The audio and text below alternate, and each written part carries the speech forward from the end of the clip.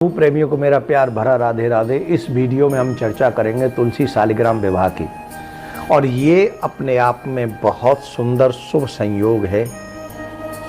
जिन लोगों के घरों में विवाह में विलंब होता है, जिन कन्या या जिन लड़कों का विवाह बहुत विलंब से होता है, उनको आज के दिन तुलसी शालिग्राम विवाह में सम्मिलित होना चाहिए। प्रयासपूर्वक उसमें खुद भी अगर करा सकते हो तो विवाह कराना चाहिए। आज ही के दिन से शुभ कार्य प्रारंभ हो जाते हैं। 4 महीने नहीं हो रहे थे ना, वो आज के दिन से प्रारंभ हो जाएंगे। देव प्रबोधनी एकादशी के दिन माता तुलसी और शालिग्राम का पूजन जरूर करें। तुलसी माता को लाल चुनरी जरूर उड़ानी चाहिए। सुहाग के चिन्ह है चूड़ी, सिंदूर, बिंदी, काजल, लाली, ये सब चीजें मां तुलसी को अवश्य अर्पण करनी चाहिए। इसके बाद सिद्धि विनायक श्री गणेश जी सहित सभी देवी देवता और श्री शालिग्राम जी की पूजा विधि पूर्वक करनी चाहिए।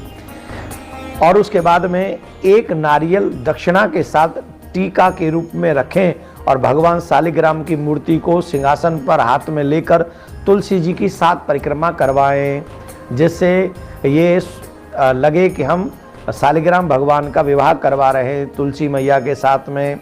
और उसके बाद आरती करें। कार्तिक मास में जो तुलसी से भगवान का पूजन करते हैं, उसके हजारों जन्मों के पुण्य पाप जो हैं, हजारों जन्मों के, जो आज के दिन देवउठनी एकादशी के दिन जो तुलसी शालिग्राम का विवाह कराते हैं और जो तुलसी से भगवान शालिग्राम का पूजन करते हैं, उसके हजारों जन्मों के पाप तत्क्षण नष्ट हो जाते हैं।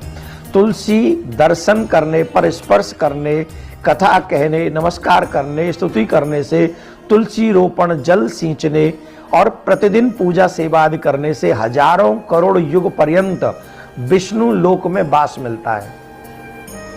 हजारों करोड़, 84 लाख योनि और हजारों करोड़ युग निकल जाएं, उस तक भगवान विष्णु के लोक में वास करेंगे।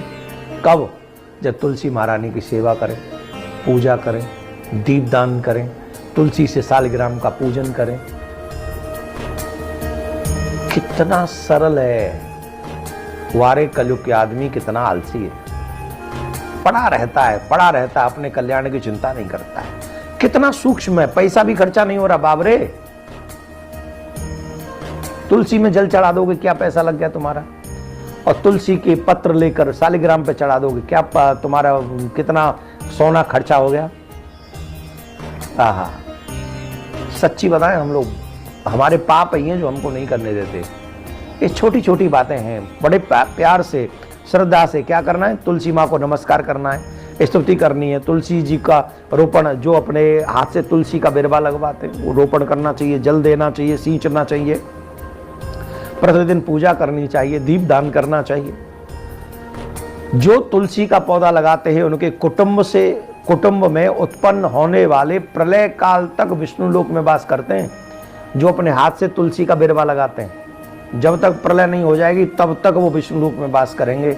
अब बताओ, ट्रंप भी नहीं कर सकता इतनी गारंटी, जितनी गारंटी हमारे शास्त्र ले रहे हैं। अमेरिका को राष्ट्रपति ना कर पावे वो, इसलिए जरूर करना चाहिए।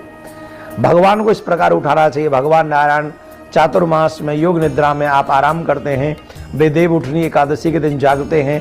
हे भगवान आप जागो, तो जगाने के लिए क्या करना चाहिए? मृदंग वादन करना चाहिए, झांझ बजाना चाहिए, मंत्र पढ़ना चाहिए, भगवान को इन उपायों से जगाना चाहिए। और मंत्र ये बोलना चाहिए भगवान को जगाने का, नारायण भगवान को जगाने का।